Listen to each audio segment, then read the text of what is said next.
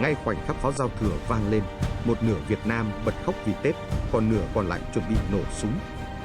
Và không ai trong họ biết rằng chỉ sau vài giờ nữa, cả thế giới sẽ thay đổi.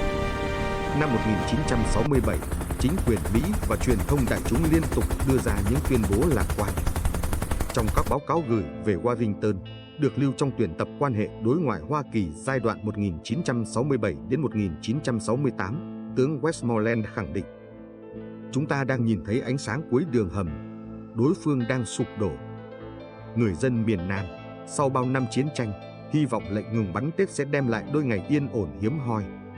Hai phía đều tuyên bố lệnh ngừng bắn Tết. Nhưng đó chỉ là bề mặt. Ở vùng ven đô Sài Gòn, Huế, Đà Nẵng, những tốp chiến sĩ đã bí mật ém quân nhiều ngày trong nghĩa địa, trong hầm chữ A dưới lòng đất, trong những căn nhà họ chỉ ghé qua vài phút trước khi bóng tối nuốt lấy mọi dấu vết. Không ai biết chính xác giờ nổ súng. Họ chỉ biết một điều, khi pháo giao thừa bắt đầu nổ, mọi âm thanh quen thuộc của Tết sẽ trở thành màn che cho tiếng súng đầu tiên. Và rồi lịch sử rẽ sang một hướng mà không ai kể cả những người lính đang ém mình có thể lường hết. Bên trong bí mật tuyệt đối, một kế hoạch táo bạo đã được hoạch định từ Nghị quyết Trung ương 14, 1/1968. Mở cuộc tổng tiến công và nổi dậy quy mô lớn, đánh thẳng vào các đô thị. Nơi mà cho đến lúc ấy, cả phía Mỹ lẫn chính quyền Sài Gòn đều tin là bất khả xâm phạm. Đêm giao thừa, 30 rạng sáng ngày 31 tháng 1 năm 1968, Việt Nam thức dậy không bằng tiếng pháo, mà bằng tiếng súng của một cuộc tấn công làm rung chuyển cả thế giới. Hơn 100 thành phố, thị xã, thị trấn đồng loạt nổ súng. Và quan trọng hơn, Mậu Thân không chỉ là một đêm giao thừa rực lửa, mà là một chiến dịch gồm 3 đợt kéo dài gần 9 tháng. Theo tổng kết của nhiều tài liệu quân sự Việt Nam và Mỹ, đợt 1 ngày 30 đến ngày 31 tháng 1 năm 1968, tiến công vào 5 đô thị lớn, 36 trên 44 tỉnh lỵ, 72 trên 245 quận lỵ. Đợt mang sức chấn động mạnh nhất. Đợt 2, từ tháng 5 năm 1968, đánh vào các vị trí then chốt khi Mỹ, Việt Nam Cộng Hòa đang củng cố lực lượng. Đợt 3, từ tháng 8 năm 1968, duy trì áp lực chiến lược phục vụ bản đàm phán Paris. Chiến tranh vốn được coi là chuyện xa xôi nơi rừng núi, giờ tràn vào Sài Gòn, Huế, Đà Nẵng, ngay trước ống kính truyền thông quốc tế. Mậu Thân không chỉ được nhìn nhận bằng thắng bại của một trận đánh. Nó là cú sốc tâm lý làm đảo ngược nhận thức toàn cầu về chiến tranh Việt Nam. Ai thắng, ai thua? Lịch sử đôi khi trả lời bằng những điều không nằm trên chiến trường, mà nằm trong trái tim hàng triệu người đang dõi theo cuộc chiến qua truyền hình. Năm 1967, sau những tổn thất nặng nề trước chiến tranh cục bộ của Mỹ, Đảng Lao động Việt Nam đứng trước một câu hỏi lịch sử. Tiếp tục cầm cự hay tung ra một đòn đủ lớn để thay đổi toàn bộ cục diện? Theo nhiều tài liệu chính sử từ văn kiện Đảng toàn tập đến hồi ký của các tướng lĩnh, Tổng bí thư Lê Duẩn là người thúc đẩy mạnh mẽ chiến lược táo bạo này. Trong Bộ Chính trị thời điểm đó, các quan điểm đối lập hiện rõ trong những phiên họp kéo dài nhiều đêm. Một bên lo ngại đánh vào đô thị sẽ gây tổn thất lớn và vượt quá khả năng hậu cần, với những tiếng nói như Võ Nguyên Giáp, Trường Chinh. Phía còn lại gồm Lê Duẩn, Lê Đức Thọ, Phạm Hùng tin rằng chỉ một cú đánh mang tính quyết định mới đủ sức buộc Mỹ phải thay đổi chiến lược. Đại tướng Võ Nguyên Giáp, lúc ấy đang chữa bệnh tại Hungary, theo nhiều sử gia quốc tế, không hoàn toàn tán đồng việc mở một tổng công kích quy mô lớn vào các đô thị. Những tranh luận ấy không chỉ xoay quanh bản đồ hay quân số. Đó là những đêm trắng, nơi vận mệnh đất nước được đặt lên bàn cân bởi những con người hiểu rằng mọi quyết định đều có giá của nó. Trong chính Hà Nội, ngay những ngày chuẩn bị chiến dịch, ranh giới giữa đánh lớn và đánh chắc không chỉ chia quan điểm mà còn chia cả nỗi lo và kỳ vọng. Mục tiêu của chiến dịch không dừng ở thắng lợi quân sự. Nghị quyết Trung ương 14 xác định rõ, đòn tiến công phải tác động vào ý chí của lãnh đạo và công chúng Mỹ, đồng thời khơi dậy một cuộc nổi dậy tại các đô thị miền Nam. Nhưng yếu tố nổi dậy ấy không diễn ra như dự tính. Và đây trở thành một trong những nguyên nhân khiến lực lượng tại chỗ chịu tổn thất nặng sau Mậu Thân. Phân tích chiến lược của Bộ Chính trị thời điểm đó nhấn mạnh rằng một siêu cường có thể chịu thương vong, nhưng họ khó chấp nhận một cuộc chiến kéo dài không có điểm kết thúc, tiến công vào đô thị nơi Mỹ mạnh nhất. Vì vậy trở thành lựa chọn táo bạo khiến ngay cả những người trong nội bộ cũng luôn trăn trở. Tuy nhiên, quyết định cuối cùng thường thuộc về những người tin rằng chỉ có một đòn chiến lược đủ lớn mới tạo được bước ngoặt. Đó không chỉ là quyết tâm quân sự. Đó là niềm tin rằng nếu không hành động mạnh, chiến tranh sẽ tiếp tục kéo dài vô tận. Và cái giá sẽ còn lớn hơn. Ở phía bên kia chiến tuyến, tướng William Westmoreland kiên định với học thuyết tìm và diệt. Chiến tranh tiêu hao. Dựa vào báo cáo tình báo Bộ Chỉ huy Viện trợ quân sự Hoa Kỳ tại Việt Nam, sau này được giải mật trong hồ sơ Lầu Năm Góc, ông tin rằng đối phương không đủ khả năng tấn công vào các đô thị. Westmoreland nhìn chiến tranh qua những bảng thống kê số quân loại khỏi vòng chiến, số vũ khí thu được, số trận đụng độ ghi nhận. Nhưng chiến tranh Việt Nam không vận hành như một phép tính tuyến tính. Cú đánh Mậu Thân giáng thẳng vào trung tâm Sài Gòn.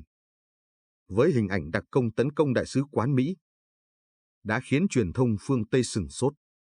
Báo Mỹ mô tả, đó là khoảnh khắc đánh sập toàn bộ niềm tin của Hoa Kỳ về tiến trình chiến tranh. The New York Times, 1968, thất bại của Westmoreland không chỉ nằm ở mặt trận quân sự. Đòn đánh ấy xuyên thủng cả hệ thống niềm tin và dự báo chiến lược mà ông xây dựng suốt nhiều năm. Một bên đặt cược bằng ý chí, một bên dựa vào sức mạnh hỏa lực. Nhưng lịch sử thường thuộc về những người hiểu đối thủ của mình sâu hơn những con số. Tết Mậu Thân 1968 đánh dấu lần đầu tiên trong lịch sử nhân loại. Chiến tranh bước thẳng vào phòng khách của hàng triệu gia đình Mỹ. Những đoạn phim thời sự của CBS, NBC, AP ghi tại Sài Gòn, Huế, chợ lớn và phát sóng ngay trong ngày đã tạo ra một cú sốc chưa từng có. Những hình ảnh đó hoàn toàn trái ngược với bức tranh lạc quan mà tướng Westmoreland và Tổng thống Johnson từng nỗ lực trấn an công chúng. Thay vì ánh sáng cuối đường hầm, người Mỹ nhìn thấy lửa, đạn, máu và một cuộc chiến tưởng như không có lối thoát. Ngày 27 tháng 2 năm 1968, trên bản tin CBS Evening News, Walter Cronkite, người được Gallup xem là nhân vật đáng tin cậy nhất nước Mỹ, sau chuyến thị sát chiến trường Việt Nam đã nói một câu khiến nước Mỹ nghẹt thở. Cuộc chiến này không thể thắng. Chúng ta đang sa lầy trong một bế tắc. Khoảnh khắc ấy như đổ sập chiếc trụ cuối cùng của niềm tin mà nước Mỹ bấu víu suốt nhiều năm. Một phát đạn có thể thay đổi cục diện chiến trường, nhưng một bản tin truyền hình có thể làm lung lay cả một quốc gia. Mậu Thân buộc người Mỹ và cả thế giới phải đối diện những sự thật mà trước đó chưa ai dám nhìn thẳng. Chỉ một tháng sau, tháng 3 năm 1968, tại Mỹ Lai, Sơn Tịnh, Quảng Ngãi, vụ thảm sát dân thường xảy ra. Sự kiện bị che giấu đến cuối năm 1969, trước khi nhà báo Seymour Hersh công bố. Thông tin này trở thành giọt nước tràn ly, thổi bùng sự hoài nghi của người dân Mỹ về mục tiêu thực sự của cuộc chiến. Báo chí đặt câu hỏi dồn dập. Chúng ta đang chiến đấu vì điều gì? Ngay cả những người lính Mỹ ngoài chiến trường cũng không còn câu trả lời rõ ràng. Và rồi, ngày 31 tháng 3 năm 1968, Tổng thống Lyndon B. Johnson lên truyền hình tuyên bố: "Tôi sẽ không tái tranh cử Tổng thống." Trong hồ sơ Nhà Trắng, quyết định đó được xem như một cơn địa chấn chính trị. Mậu Thân không chỉ làm rung chuyển Sài Gòn, mà còn khiến chính trường Washington chao đảo. Một cuộc chiến có thể tạm thời thắng trên bản đồ, nhưng nếu nó thua trong trái tim người dân thì đó là thất bại không gì cứu nổi. Tổng tiến công Mậu Thân để lại những tổn thất nặng nề, đặc biệt cho lực lượng Việt Nam. Các hồi ký của Võ Nguyên Giáp, Trần Văn Trà và Chu Huy Mân đều thừa nhận một thực tế cay đắng. Cuộc nổi dậy không diễn ra như kỳ vọng. Một phần vì kế hoạch bị lộ trước giờ nổ súng. Một phần vì cơ sở chính trị tại miền Nam đã suy yếu sau các chiến dịch Bình Định năm 1967. Lực lượng du kích, biệt động và những cơ sở nội thành, vốn là trụ cột của phong trào, chịu thiệt hại cực lớn. Vết cắt ấy kéo dài suốt nhiều năm sau chiến dịch. Tại Huế, giao tranh kéo dài gần một tháng trời. Đây là điểm nóng dữ dội nhất của toàn chiến dịch, với 26 đến 28 ngày chiến đấu liên tục, theo ghi chép của cả Mỹ, Việt Nam Cộng Hòa và Hà Nội. Nhiều nhà sử học quốc tế như Stanley Cano, Douglas Pike cùng các báo cáo của Bộ Chỉ huy Viện trợ quân sự Hoa Kỳ tại Việt Nam đều mô tả Huế như một bi kịch kép. Cả hai phía, trong cường độ chiến đấu khốc liệt, đều để lại tổn thất lớn cho thường dân. Người dân Huế kẹt giữa hai làn đạn chính là những người chịu thiệt hại nặng nhất. Đến nhiều thập kỷ sau, không ít gia đình vẫn không thể nhắc lại trọn vẹn những ngày ấy. Những vết thương đó chưa bao giờ thực sự lành. Sau Mậu Thân, việc duy trì hơn nửa triệu quân Mỹ tại Việt Nam trở nên khó có thể bào chữa trước công luận. Tổng thống Richard Nixon, khi lên nắm quyền, buộc phải thay đổi hướng đi. Việt Nam hóa chiến tranh, giao dần vai trò tác chiến cho quân lực Việt Nam Cộng Hòa. Từng bước rút quân Mỹ, giảm sự hiện diện trực tiếp trên chiến trường. Mở đàm phán với Hà Nội tại Paris, được ghi lại chi tiết trong các biên bản ngoại giao 1968 đến 1973. Mậu Thân mang tính hai mặt. Tổn thất quân sự lớn, đặc biệt với lực lượng tại chỗ, nhưng lại tạo đòn bẩy chiến lược làm thay đổi quỹ đạo của toàn cuộc chiến. Mậu Thân không chỉ là mũi tiến công, ký hiệu chiến dịch hay bản đồ hành quân. Đó còn là những khoảnh khắc rất người. Một chiến sĩ biệt động nằm im trong chiếc tủ gỗ suốt 3 ngày, chờ đúng khoảnh khắc duy nhất để nổ súng. Một người mẹ ở Sài Gòn, bồng con chạy xuyên qua từng con hẻm vỡ nát trong sáng mùng 2 Tết. Một lính Mỹ trong đại sứ quán, hoang mang không hiểu vì sao chiến tranh lại tràn tới nơi ông tin là an toàn nhất. Những khoảnh khắc ấy hơn mọi biểu đồ hay thống kê, cho thấy chiến tranh không chỉ xé nát thành phố, mà còn xé nát con người. Khi khói lửa lặng xuống, không còn một thắng lợi hay thất bại tuyệt đối. Chỉ còn những bài học để lại, và những con người vĩnh viễn nằm lại nơi chiến địa. Tết Mậu Thân 1968 không đặt dấu chấm hết cho cuộc chiến, nhưng nó đã xoay chuyển toàn bộ quỹ đạo chính trị của cuộc xung đột này. Từ sau Mậu Thân, cuộc chiến không còn là chuyện giữ đất, mất đất, mà trở thành cuộc đấu về niềm tin, về ý nghĩa, và về quyền được khẳng định mình trước lịch sử. Năm 1968 trở thành một ngưỡng cửa định mệnh. Với Việt Nam, và cũng với Hoa Kỳ.